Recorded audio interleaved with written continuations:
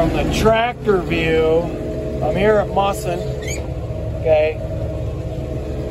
It looks darker right here.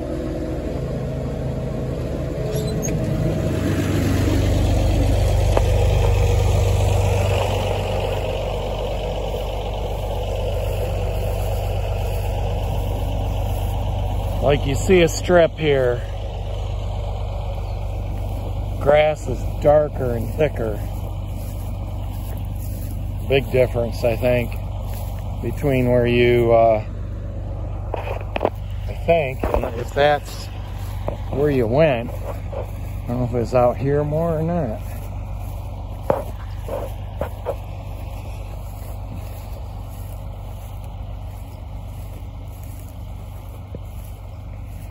Right here, dark.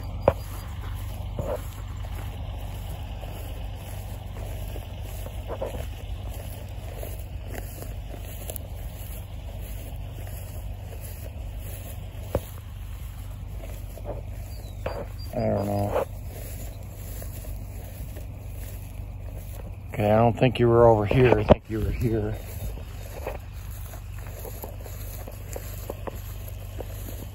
I think you're like right in here. It's definitely thicker, denser. I think you must come back right here. So I guess no fertilizer, probably fertilizer. So my buddy was putting nitrogen down, and he pulled into this field to do a little experiment. And it ended up being around 50 units of N. Can't remember the blend, but it was like 26 something, something, something. And you see the dark green grass here. And this is right where he turned around. So it probably got double spread right there. Probably, you could guess maybe more like 100 units of N. Out here on the straightaway, you definitely see a yield bump, but it's not. Well, it's probably this too, because it's probably 40 feet wide, 50 feet wide. Versus, so it's a significant difference. Be tough to measure it, you know, but it's a difference. It's thinner here. More weeds, you know, are pronounced because the grass isn't as tall. I put probably, you know, 4, 5, 6 tons an acre of manure on this field too.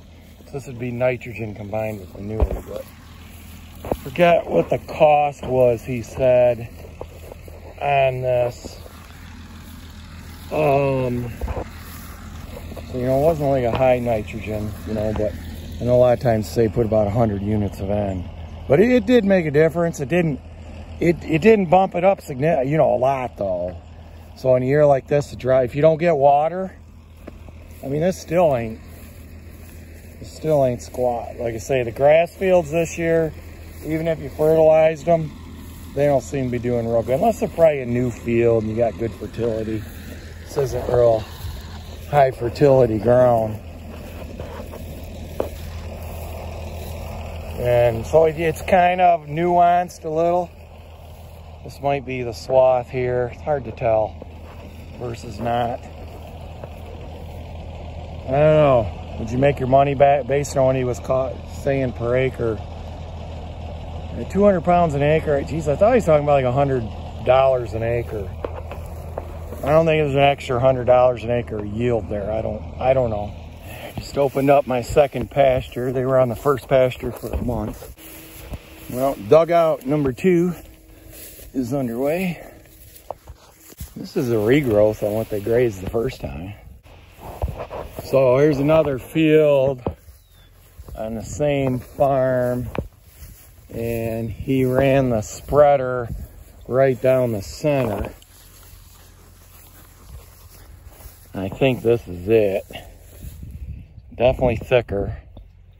It was 29-10-10 with 6% sulfur. So you can see the mark right here. There's a mark. So the grass definitely taller, thicker. This is like a, I don't know, 40, 50 foot wide swath. And boom, you get right to here. So that did make a lot of difference on this field. Big difference. The field I no-tilled, one of them, no-tilled in the ladino and the fescue. And there is a little bit of fescue come up. You got spots where there's, you know, ladino clover. So a lot of areas that didn't, you know. I think some of the stuff come up and just burned up. I mean, you see some of it here. Little seedlings down here. So it was trying. Little seedling there. So it survived. That's hard to believe it survived as dry as it got right here. So you see rows of it. That's that ladino. And I put oats in. The conservation district director that manages a Jurassic run fescue in through the big seed box, which I did. And he goes, yeah, the oats will come up, but I don't see an oat one. Well, I do see fescue, but I didn't.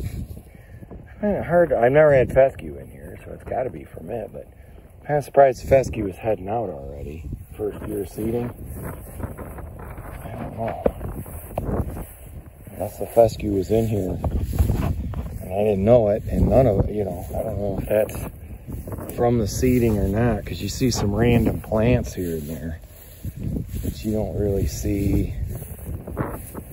You know, there's some there. There's a clump of fescue, but that's last year's though. So I had fescue in here already. Maybe the fescue. There's a row of the ladino clover. Then I think this clover just volunteered. I don't know. I think this is a seedling clover right here. Nah, I guess it is flowering in spots. Alfalfa looks like this ground don't like the alfalfa. This ground don't like alfalfa. I cannot get the alfalfa to grow here. It's kind of a failed seeding. The trefoil comes in though. Trefoil comes in just fine. That volunteered. Manure only. But you know, one thing I say, if you go to a wet area, you get, you know, you got stuff growing. So, water makes this stuff grow. No water, nothing. Even that's manure plus nitrogen and some other stuff, but not enough to, you know, we don't have, this should be, you know, should be like chest high grass. Should all be like this, just thick, you know, like that orchard grass is there. When I get down in here, I can't tell you that any of my seedling, well, that's probably a row of clover seedling there, I guess. I don't know. I can't see if these are fescue seedlings coming up from the Jura. So, might be hope for some of that stuff surviving after all. So we'll see. Here's a wet shaded spot. That's the thickest of all. Kind of a more moist spot in the field. It's a huge patch of wild red raspberries. And I think in 15 years I've seen like 1 or 2 berries on it. Looks like it actually flowered and was going to produce berries this year. But I must say they're going to drying up. I don't think they're going to make fruit. But it's just weird. We get mostly black raspberries. A lot more common. But these red raspberries, yeah, you don't hardly ever, and they're tiny. They're very sweet, but they're really tiny. Right here, this is a wild blackberry. Not to be confused with black raspberry, but this is an actual blackberry. These will be more like in late July, August. Raspberries are earlier, at least in this part of the country.